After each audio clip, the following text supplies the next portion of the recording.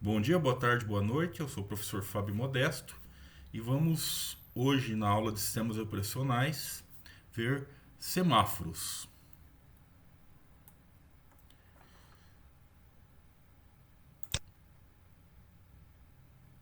Semáforo é um mecanismo para solucionar os problemas de workups. O que é workups?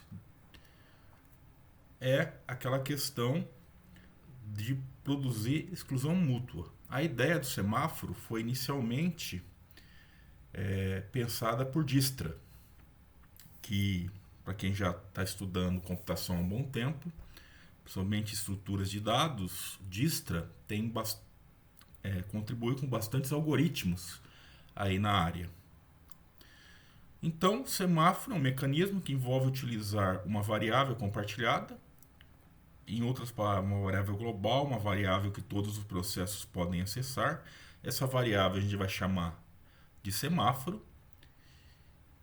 E ele tem duas operações primitivas, indivisíveis, que atuam sobre ela. Quando a gente fala indivisível ou atômica, quer dizer que quando eu executo uma operação, a outra operação não interfere nela, ela tem que ser executada por completo. Depois disso, a outra pode ser executada. Então a variável compartilhada, semáforo, é compartilhada pelos processos e poderá assumir valores inteiros não negativos, ou seja, de zero a infinito. E suas manipulações são restritas às operações P e V, ou em outras palavras, down e up, ou wait e signal, né? Espere ou prossiga. P e V tem esses nomes porque são as palavras para esperar e continuar na língua materna de Dijkstra, né? Então deu um P, o processo entra na região crítica, se ela estiver livre, e aí a região crítica fica bloqueada, né? E eu dou um V para tirar esse processo da região crítica. As operações que atuam no semáforo, a gente vai chamar nosso semáforo de S, inclui seus efeitos são definidos a seguir. P de S espera até S ser maior que zero e então decrementa S. E V incrementa S.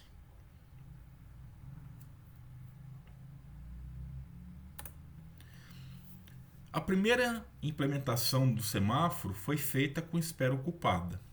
Essa implementação é através de espera ocupada e não é a melhor, apesar de ser fiel à definição original, né?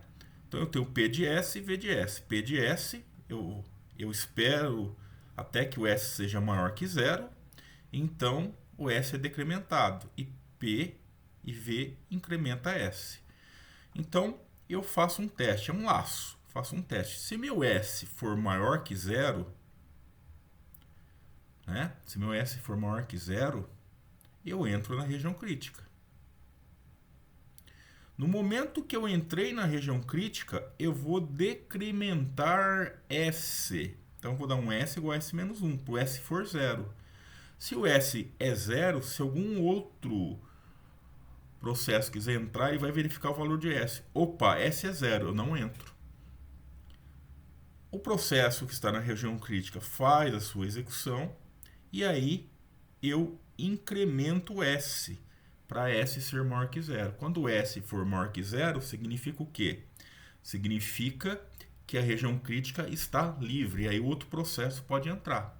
O que nós temos que entender é que esse S é uma variável que todos os processos conseguem visualizar, ok? Então, um processo quer usar a região crítica, ele lê o S do semáforo. Se for maior que zero, quer dizer o quê? Que a região crítica está livre. Se for zero, a região crítica está ocupada. Só fazendo uma observação sobre semáforos até o que nós vimos em aulas passadas. O semáforo foi criado para se poder utilizar vários processos, poder controlar vários processos que querem acessar a mesma região crítica. A segunda implementação se, se associa uma fila QI. O que é uma fila QI? É uma fila onde eu vou armazenar os processos que querem entrar na região crítica através do semáforo, só que o semáforo já está ocupado, né? Então, o semáforo utiliza esse tipo de implementação que permite, é muito comum e até usada em SOs hoje.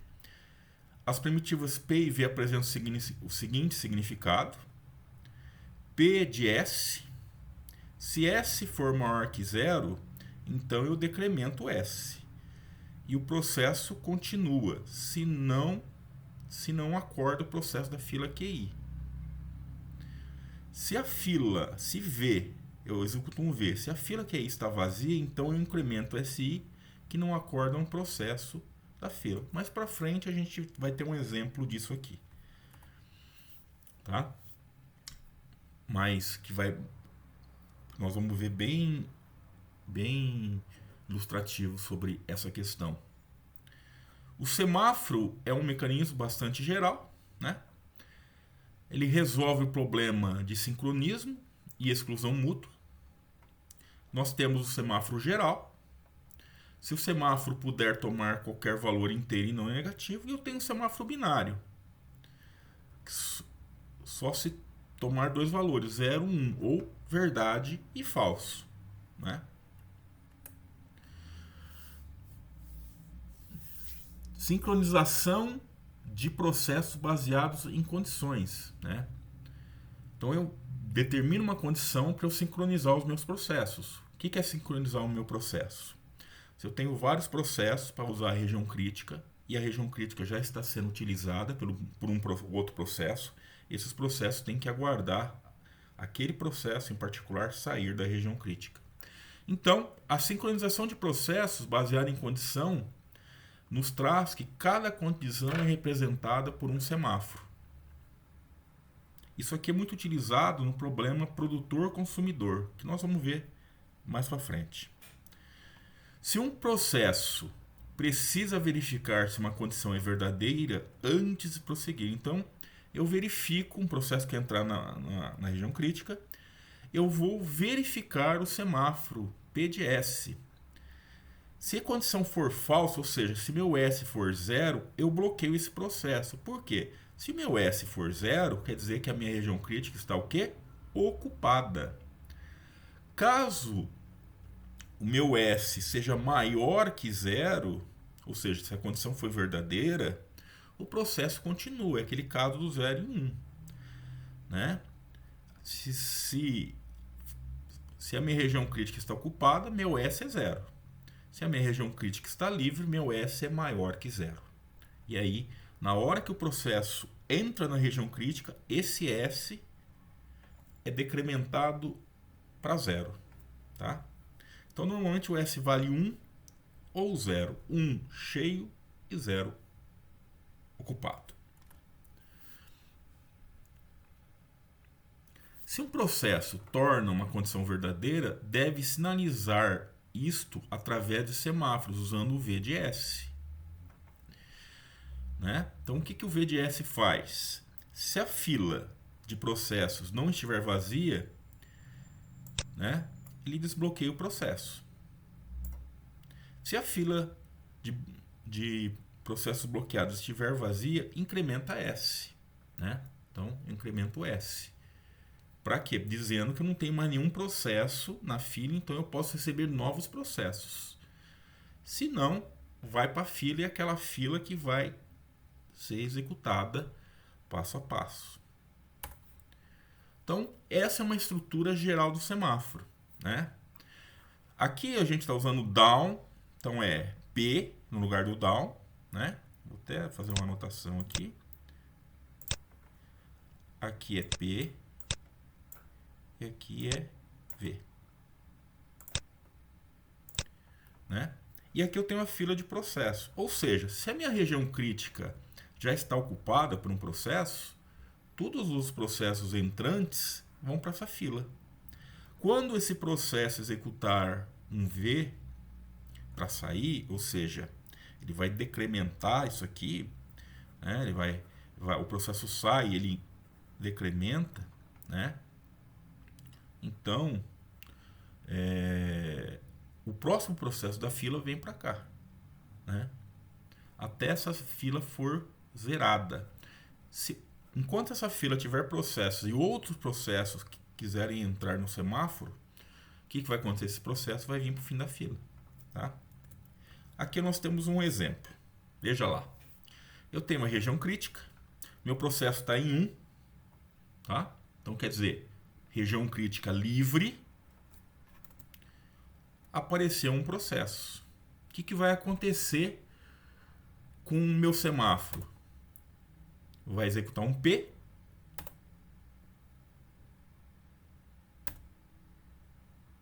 O semáforo vai para 0 e a região crítica é ocupada por P1, né?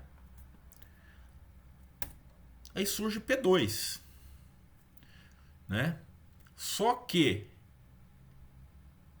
o semáforo está com 0. Se ele quiser executar um P, o que vai acontecer com ele?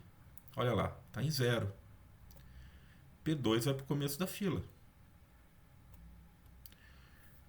Aí surge um outro processo, P3, só que meu semáforo ainda está em 0. O que acontece com o P3? Vai para a fila Q, que é a fila de espera de processo. Por que eles chamaram fila Q? Porque em inglês fila é QE, né? Muito bem. O processo sai, executa um V e sai. O que vai acontecer com o semáforo? Né? O semáforo volta para 1, quer dizer, está livre. E aí eu pego o primeiro elemento da fila, que é o P2. Né? O P2 sai, né? Executa um V e sai. Aí eu executo o P3. Como a fila está livre, o semáforo estava em 1. Né? Quando sai, o semáforo volta para 1. E aqui eu posso executar. No momento que o P3 entrou, o que acontece? Na verdade, aqui tem que ser 0, tá? A animação falhou aqui. Aqui tem que ser 0, dizendo que a fila está livre. Aí, né? Quando eu dou um V, o processo sai, o semáforo de 0 é incrementado de 1 para poder acessar novos processos. Como a minha fila está livre, se surgir um P4 aqui, ele vai executar um P, o semáforo vai para 0 e o P4 vem para cá. Se surgir um P5, mas o P4 está usando ainda a fila, então o P5 vem para cá, ó. E assim por diante. O P5 fica na fila enquanto o P4 estivesse utilizando a região crítica. O P4 saiu, né? O semáforo de 0 volta para 1, e aí ele executa um P e o P5 vem para cá. E assim por diante. Bom, então vamos dar um exemplo prático do problema da exclusão mútua com semáforos. Então nós vamos fazer um algoritmo que eu vou definir um tipo semáforo, vou criar duas funções, uma para P para sair na região crítica e uma para V para entrar na região crítica, né? Vou incrementar o que? Ou seja, eu vou ter uma variável que eu vou somar um i mais mais, e a inicialização dos processos e chamadas de função. Bom, eu fiz esse exemplo bem distribuidinho. Então vamos começar com as bibliotecas do meu programa. Eu fiz em C++. Então eu tenho 3 bibliotecas padrões. A IOString, que é do próprio C++, a biblioteca thread, que ela permite que a gente inicialize as threads no nosso programa, e a semaphore, que permite que a gente execute semáforos no nosso programa. Né? Então ele inclui a biblioteca que fornece suporte de semáforos para as minhas threads. Bom, eu vou definir uma variável compartilhada, que seria a minha variável global. O que vai fazer eu vou fazer ela fazer uma repetição de 100 mil vezes. Então, 100 mil. A notação saiu aqui para cá, tinha que dar uma arrumadinha. Esse uso em namespace std para nos comandos como cout, não precisa pôr std cout. Então, ele já subentende. Eu vou inicializar a minha variável compartilhada com 0. Essa variável aqui é o que vai ser alterado, que vai ser acessado por as minhas duas threads. Tá? Então vamos lá. Tá aqui. E aqui, sente semáforo é minha variável semáforo. Isso aqui é o tipo semáforo que eu obtive através dessa biblioteca. Tá? Então são minhas variáveis globais. Lembra, o semáforo tem que ser global. Primeira função, a função P. Né? Eu vou definir uma função chamada P que recebe um ponteiro para um semáforo. Né? Aqui, 100 seria o parâmetro do meu semáforo, seria a variável semáforo. E essa função vai encapsular uma chamada chamada SemOut, semáforo espera, que é usada para tentar entrar na seção crítica. Então já existe uma função para fazer o P. Eu só fiz isso. Se você fizesse 100 waits.100, isso aqui estaria certo do mesmo jeito. Eu só fiz isso aqui para manter o padrão P e V que a gente estava vendo das explicações. Então, sem wait, né, S, que é o meu semáforo, chama a função sem wait que decrementa o valor do semáforo. Se o semáforo está em 0, a thread que chama essa função será bloqueada até que o semáforo seja liberado. Esse é um semáforo simples, tá? O primeiro exemplo da espera ocupada. Bom, aí eu tenho aqui o S, né?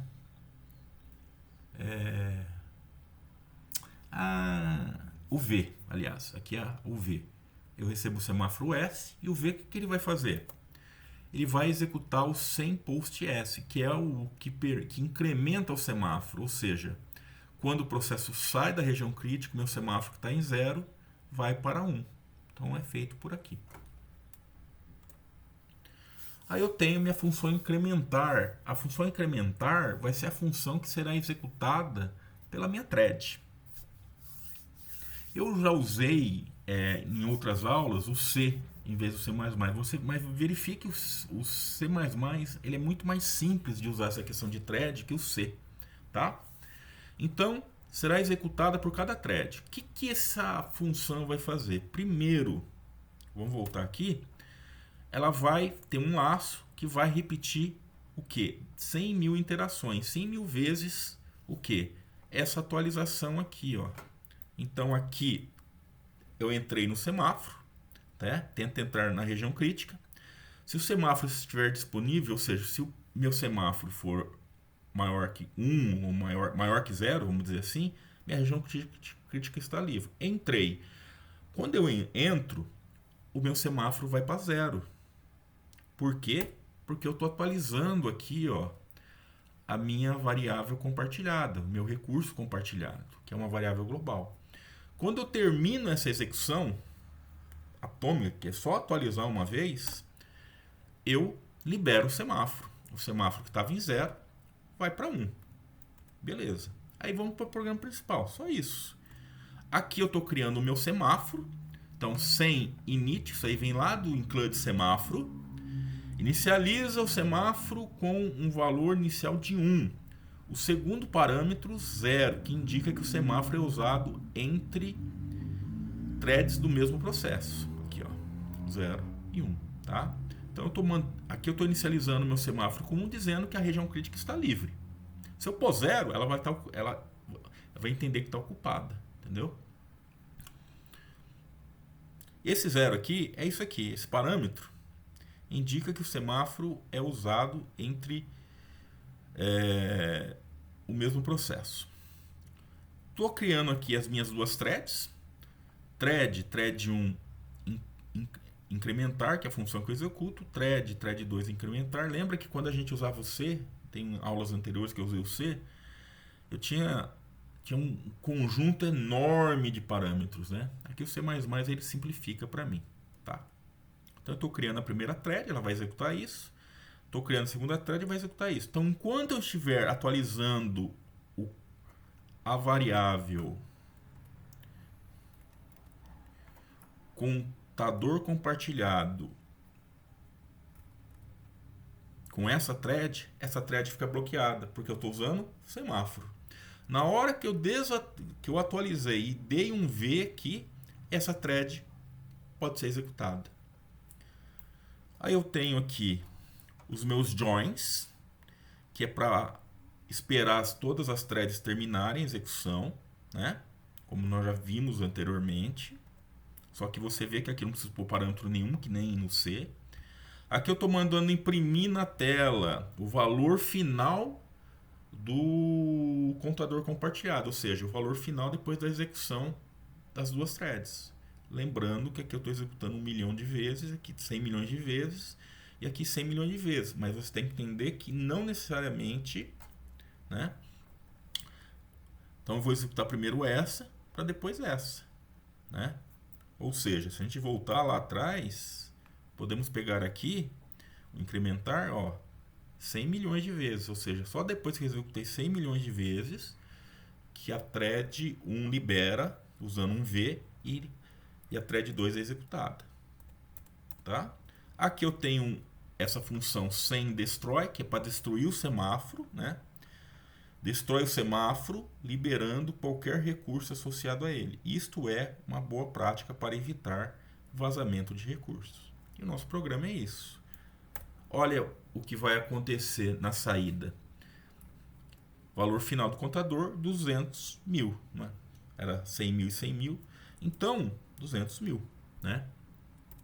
Um bom teste é você implementar esse programa sem semáforo. Né? Corta o semáforo, só incrementar sem usar o semáforo, para ver o que acontece, para ver se tem uma variância nesse valor. A gente já sabe que pode ter uma variância, porque uma thread vai interromper a outra. Então esse é um exemplo simples de semáforo, né? Agora vamos entrar no problema produtor-consumidor, né? Usando semáforos. Nós temos que lembrar que a gente tem 3 objetos no produtor-consumidor. Eu tenho o produtor, tenho o consumidor e tenho o buffer. O produtor produz itens que vão ser armazenados no buffer. Não pode produzir mais se o buffer estiver cheio. O buffer é limitado, então vai chegar uma hora que está cheio. Na hora que isso aqui estiver cheio, eu não posso produzir mais. E o consumidor consome itens do buffer. E não pode consumir mais se o buffer estiver vazio. Tá? Quer dizer, se está vazio, não tem o que eu ler do buffer. Se estiver cheio, não tem o que eu ler. Se estiver cheio, não tem o que eu produzir e gravar lá no buffer. Né? O buffer, na verdade, a gente pode considerar como uma lista. O exemplo que eu vou dar aqui, eu vou usar um vetor para representar o buffer. Tá? Mas antes da gente entrar com a implementação, a gente precisa entender um conceito que é o buffer circular. Tá? Aqui. Quem é menino já brincou com isso aqui. Que é? Isso é uma ideia no buffer circular. Aonde está o primeiro trilho? E aonde está o último trilho? O primeiro encaixe e o último encaixe. Eles coincidem. Isso é algo de estrutura de dados, mas como eu não sei se você viu ou não isso em estrutura de dados, ou você fez estrutura de dados, eu resolvi dar essa introdução. Por quê? Porque quando a gente fala em produtor-consumidor, o meu buffer é um buffer circular, porque eu vou trabalhando assim, ó. E eu tenho que ter 3 semáforos. Um semáforo para o produtor, um semáforo para o consumidor e um semáforo para o buffer. Por quê? Semáforo produtor, bloqueio o semáforo consumidor, para não pegar coisa do buffer enquanto eu estou produzindo. Semáforo do consumidor, bloqueio o produtor para eu não pegar eu não consumir enquanto o produtor não produzir enquanto eu estou consumindo. E o semáforo do buffer, ou seja, enquanto né, para controlar o que? Se está cheio, não produzo mais. Se está vazio, não consumo mais. Então vamos lá. O que vem a ser o buffer circular?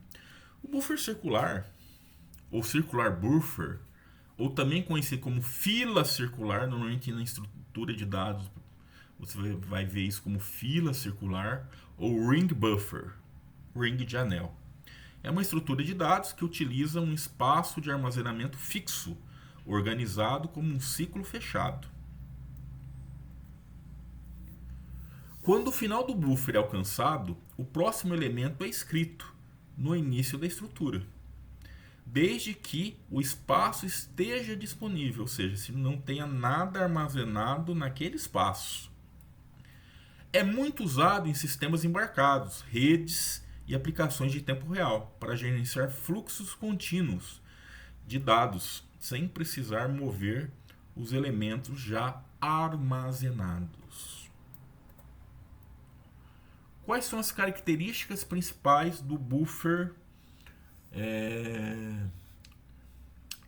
circular? Área de memória fixa e limitada, ou seja, tem um tamanho fixo, né? Isso faz ela ser limitada. Eu tenho dois ponteiros principais: head ou right, e tail ou read, ou seja, head cabeça, né? Tail cauda. Normalmente os livros de estrutura vão usar isso aqui, ó, né? O head e tail, ou seja, eu vou sempre inserir na cabeça, no primeiro elemento, e vou sempre retirar do último elemento. É FIFO, né? Primeiro que entra, primeiro que sai. Então, eu vou estar utilizando o head e tail, tá? Então lembra, head é o início da fila e o tail é o final dela. Envolve-se ciclicamente quando chega ao final. Evita a realocação de memória e é eficiente em termos de tempo de acesso. Pode estar vazio, parcialmente cheio ou cheio. Exemplo: imagine uma fila de pedidos de impressora ou de pacotes de rede. Conforme um dado é processado, o espaço ocupado pode ser reutilizado para novos dados.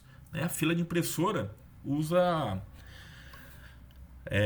o buffer circular, né? Então, quer dizer, mandei a impressão foi feita, aquele espaço que estava sendo utilizado por aquele arquivo é liberado para eu jogar outro arquivo no lugar.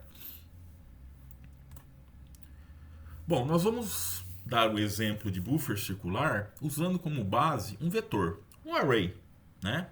Um array, no qual os índices são manipulados de forma que, ao alcançar o final do vetor, o próximo acesso retorna ao índice 0. Vamos supor que eu tenho um vetor de 10 posições. Quando eu chegar na posição 9, o próximo elemento é o 0, né? Se tiver vazio, eu consigo inserir. Se não tiver, não dá para inserir. Então, um vetor de tamanho n, né? 2 índices inteiros, o início ou tail aponta para a posição de leitura, fim ou read aponta para a posição de escrita. Operações principais: inserção, escreve no read e move read igual a read mais 1%n. Remoção, lê do tail e move tail igual a tail mais 1%n. Esse módulo n que vai garantir o acesso circular, tá? Então, lembra, read, inserção está onde? Está no read. Então eu pego o read, somo mais mod n. Lembra que o módulo ele retorna o resto da divisão. Já a remoção, onde eu vou remover? Sempre no tail, sempre, né, no fundo. Tá? Então eu tail mais 1 dividido por n. Exemplo de controle cheio e vazio. Buffer vazio. meu buffer vai estar vazio quando o meu início e o meu final são iguais. Ou seja, 0 e 0. Quando o índice é 0. Então, quer dizer que eles estão vazios. Quando o meu buffer está cheio, quando eu pego o read mais um mod n, é igual ao tail. Né? Em uma implementação que reserva uma posição para distinguir cheio de vazio. Né? Então, quando o tail for igual o resto dessa divisão, quer dizer que meu buffer está cheio. Então vamos lá. Quais são as variáveis globais que eu vou usar? Vou usar aqui. Vou criar uma constante para determinar o tamanho da minha fila. Né? Constint, tamanho de fila igual a 5. Então quer dizer, meu vetor vai ter 5 posições. Aqui eu estou criando a minha fila. É um vetor de 5 posições, usando essa variável aqui. Frente é igual a 0, trás é igual a 0, ou seja, head e tail. Então, quer dizer, inicializei com 0 e 0 para dizer que a minha fila está vazia. Eu vou criar uma função para verificar se a minha fila está vazia. Ela é uma função bool, uma diferença do C++ para o C. Você tem o verdadeiro e falso, quando o C era 0 e 1. Né? Então, eu vou retornar frente igual ao trás. Ou seja, se isso for igual a isso, eu vou retornar o quê? Verdade, eu vou retornar true. Né? Se não, se esses valores forem diferentes, quer dizer que a minha fila pode estar cheia ou já preenchida, ela não está vazia. Né? Fila estar cheia, eu uso aquela formulinha, mesma coisa. Bool está cheia, retorna, traz mais um modo de tamanho da fila, que é o n, né? É igual frente. Então, se isso for verdade, a minha fila está cheia. Se ela está cheia, eu não posso mais preencher. Então, o lance da cheia é proibir novas inserções. E o lance da vazia é permitir novas inserções. Vamos inserir um valor na fila. Chamei de enfileirar. Eu vou void, não vou entrar com nada, não vou retornar nada, porque eu vou atualizar só a fila. Vou entrar com o valor que eu quero armazenar. Estou usando inteiros, tá? Primeira coisa que eu vou fazer, vou testar se a minha fila está cheia. Por quê? Se ela está cheia, eu não posso inserir mais. Aqui eu não implementei, mas a gente podia implementar uma função para remover as filas. Então aí você tem que usar vazia para parar a remoção. Tá? Se está cheia, né, se for verdade isso, eu vou mandar uma mensagem, a fila está cheia, retornar o valor. E dou um return. Dando um return, eu saio dessa função. Tá? Para o resto do programa. Bom, se ela não está cheia, fila atrás é igual ao valor. Lembrando que eu sempre insiro no final da fila. Mesmo fila circular no final da fila. Então, eu vou pegar a posição do final da fila e vou atribuir o meu valor a ele. Aí o que eu faço? Eu atualizo o final da fila. Então, traz mais um dividido por tamanho. Então, aqui eu atualizei o próximo elemento, que vai ser a próxima inserção. Beleza, é isso. Aqui eu fiz uma função imprimir, para imprimir os resultados da minha fila. Primeira coisa que eu vou testar, se ela está vazia. Se ela está vazia, não tem motivo de imprimir, correto? Então, aqui eu uso vazia, fila vazia. Né? Eu testo se ela está vazia. Se ela estiver vazia, ou seja, se o início for igual ao fim, eu vou imprimir fila vazia. Se não, eu vou imprimir a fila. Crio uma variável in i chamada frente. Né? Enquanto frente for diferente de trás, ou seja, enquanto i for diferente de trás. Por quê? Enquanto elas for diferente, quer dizer que eu estou andando na minha fila até eu chegar no traço. Quando um for igual ao outro, quer dizer que eu cheguei na primeira posição. Pensa, lembrando, o que eu faço? Fila, índice, vou imprimir o resultado, né? Dá um espaço aqui. Aí como que eu imprimo esse i? Né? O que é esse i? Esse é o primeiro valor. Próximo valor, i é igual a i mais um mod tamanho da fila. Sempre o grande lance da fila circular é isso aqui, o mod tamanho da fila, tá? Então veja aqui um exemplo de programa principal. Vou inserir o 10, o 20, o 30, 40 e 50. Aqui eu já dei um spoiler. Tenta inserir além do limite e testar a cheia. Né? 1, 2, 3, 4. De 0 a 5, 4 posições. E aí eu mando imprimir a minha fila. Opa! Aqui. Fila cheia. Não é possível inserir 50, porque estou inserindo um a mais. Lembra que o meu vetor tem 5 posições. E aqui ele está imprimindo a fila, ó, 10, 20, 30, 40. Né? Quando eu, por exemplo, não estou fazendo isso, mas se eu fizesse uma remoção no 10, eu teria mais um espaço para inserir o 50. Né? Só que nesse exemplo eu não fiz isso. Tudo isso para a gente falar do nosso semáforo produtor-consumidor. Né? Então vamos lá. Eu tenho aqui esses 3 primeiras bibliotecas, a gente comentou já anteriormente. Eu tenho 2 bibliotecas diferentes. O Crono, que é uma biblioteca para eu manipular tempo no C++, e o Random, para eu gerar números aleatórios. Tá? Porque eu vou inserir o produtor-consumidor e eu vou inserir números aleatórios, para não ficar uma coisa sequencial, né? Por exemplo, 86, produziu 86, consumiu 86, depois produzi 5, consumi 5 e assim por diante. Bom, isso aqui eu já expliquei para que serve anteriormente, né? Senão nos Cout eu vou ter que pôr std ::cout. Aqui eu estou definindo o tamanho do meu buffer, eu defini ele com tamanho 5. Aqui eu estou criando o meu buffer como um vetor. Esse vetor tem como limite o tamanho do buffer, que é 5, muito parecido com o que nós fizemos lá. Aqui eu criei 2 variáveis, o in e out. O in, índice para o próximo item a ser produzido. O out, índice para o próximo item a ser consumido. Frente e trás, que nós usamos lá atrás. Aqui eu estou criando os meus semáforos. Eu tenho 3 semáforos. S cheio conta quantos itens estão no buffer. S vazio conta quantos espaços estão disponíveis no buffer.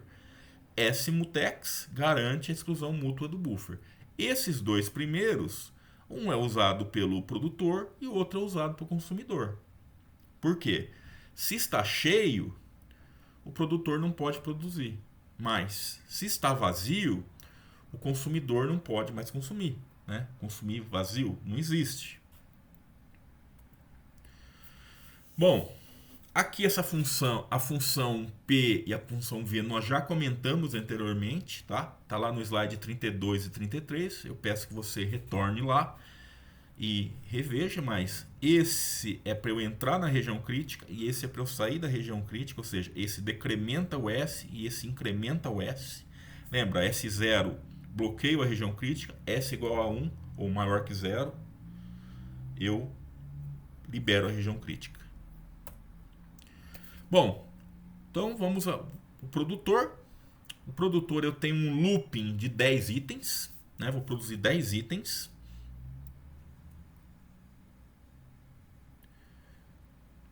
Aqui, essa linha aqui, item igual a range, mod 100, é para eu criar um número que esteja entre 0 e 99. O random me traz um número. Por 100 permite eu determinar um intervalo. Tá?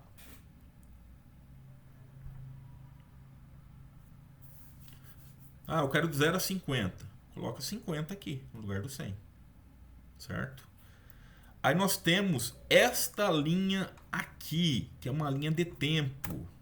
Então eu dei um zoom para dar um detalhe para vocês. O que essa linha faz? Faz com que a thread atual pause sua execução por um período de tempo aleatório. Para que isso? Estou produzindo. Produzir, paro para que o consumidor possa consumir. Tá? Então vamos entender o que é isso. Isto daqui, esta linha daqui, ela vem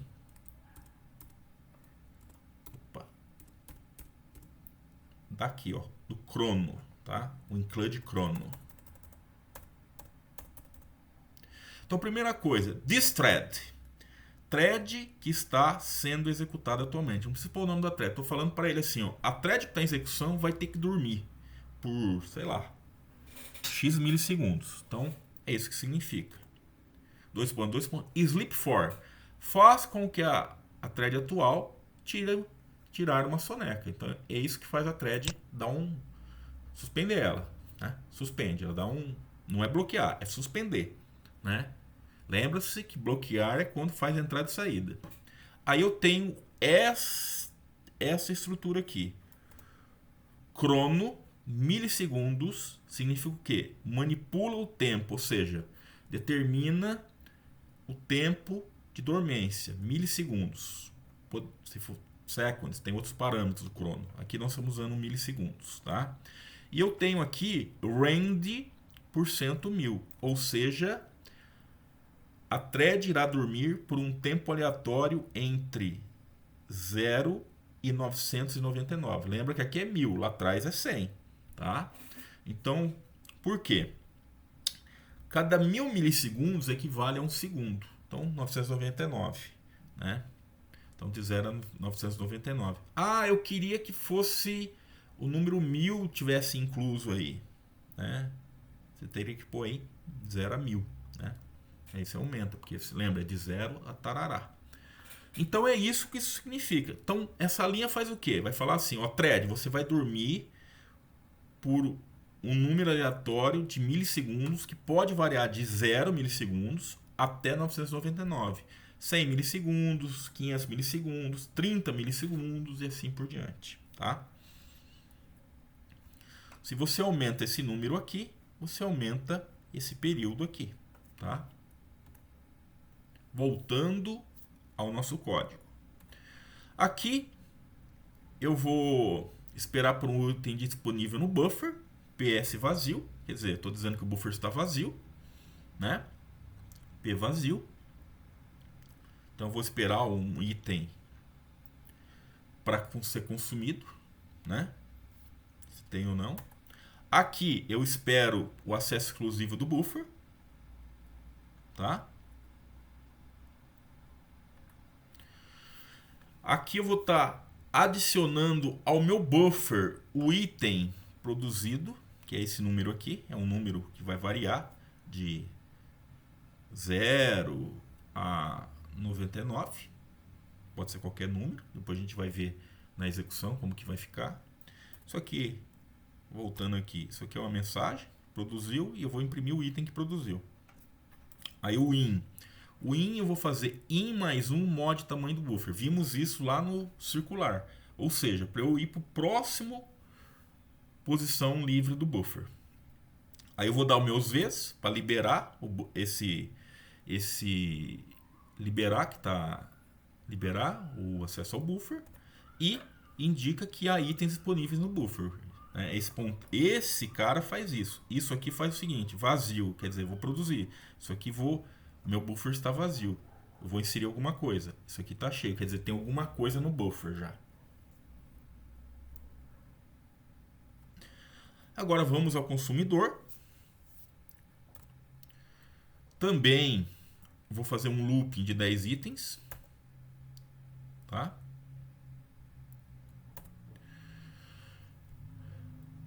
Espera por um item disponível no buffer, vai ver se meu buffer tem alguma coisa. Vai ativar o acesso exclusivo do buffer, ou seja, quando eu estiver consumindo, o produtor não pode produzir.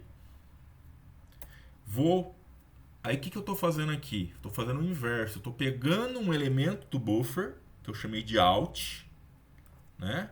No caso, primeiro elemento, que o out foi inicializado com 0 lá atrás, eu não atualizei o out de maneira alguma. E eu vou pegar esse valor que está no vetor e vou inserir na variável item. Aqui eu vou imprimir o que foi consumido. Aqui eu atualizo o out para o próximo elemento da minha fila, né, do meu buffer. Mesmo esquema, out mais 1% tamanho do buffer. libero a exclusão, libero a região crítica, que é justamente o buffer, e indico que há um espaço disponível no buffer, ou seja, posso produzir mais um elemento. Quando isso voltar falso, por exemplo, quer dizer que o elemento está vazio, está cheio, né?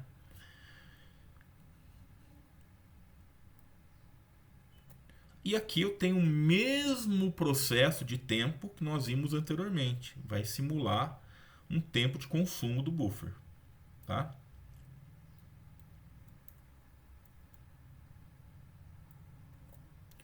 Vamos ao programa principal. Primeira coisa, inicializo o vetor cheio, né? Inicializo o vetor cheio, valor com valor 0, né? 0 e 0, quer dizer, o buffer está vazio. Nós já vimos porque eu coloco 0 aqui, né? Para dizer que o buffer está vazio e ele está livre para acesso. Aí eu vou inicializar o vazio, né? Ó, S vazio, esse 0, né? E o vazio tem o quê? Tem o tamanho do buffer. Em vez de 0, eu ponho o tamanho do buffer. Indica o semáforo S vazio com o tamanho do buffer, dizendo que todos os espaços estão disponíveis para acesso. Aí aqui eu tenho a inicialização do semáforo S-mutex, que é a minha região crítica, né? Valor 1 quer dizer acesso permitido, né?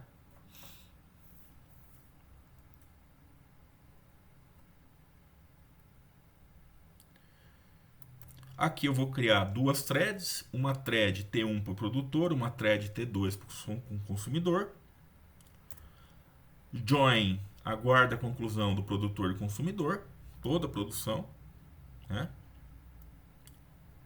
E aqui eu vou usar o destroy, vou destruir todos os meus semáforos, semáforo cheio, semáforo S vazio e semáforo S mutex, e eu libero esses recursos.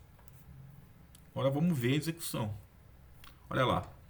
Esses em particular, ele produz, consome, produz, consome, produz, consome, produz, consome. Veja lá. Então ele nunca vai ficar cheio, né? Eu produzi 83, consumi 83. Produzi 77, consumi 87. Vê a variância dos números, que é justamente pelo random, tá? Produziu 35, consumiu 35. Produziu 49, consumiu 49. Produziu 27, consumiu 27. Olha que interessante aqui. Produziu 11, consumiu 26. Produziu 67, consumiu 11. Veja, enquanto eu produzi esse cara, eu consumi. Então, como eu tenho X posições lá, eu consigo eu vou liberando, eu posso fazer desse jeito, ó. Veja assim, produzi 26, aí eu produzi o 11, tem dois caras lá. Aí eu produzi 26, liberei um espaço, produzi 67, aí eu consumi o 11, né? Lembra que a gente tem 5 espaços. Então, quando eu consumo, o que acontece? Eu tiro aquele elemento do buffer e aquele espaço fica livre para mim, tá? Então é isso aí. Semáforos, vimos a teoria e vimos a implementação, como implementar o semáforo.